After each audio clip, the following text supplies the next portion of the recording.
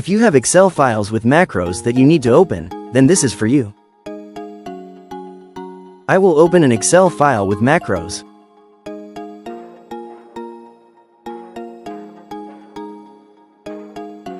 I have clicked the button with macros, but error appeared. Now, let us see what we can do about it.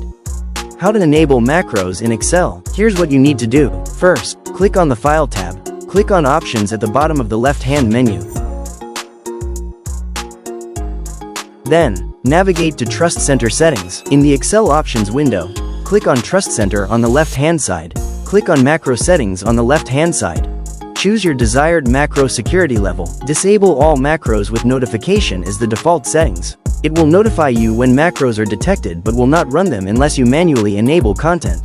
Choose Disable all macros except digitally signed macros, if you want the Excel to only run macros that are digitally signed by a trusted publisher.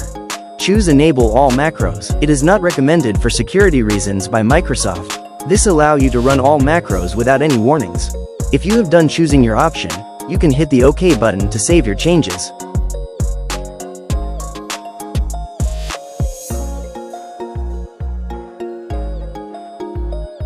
And it's done. You can now access Excel file with macros.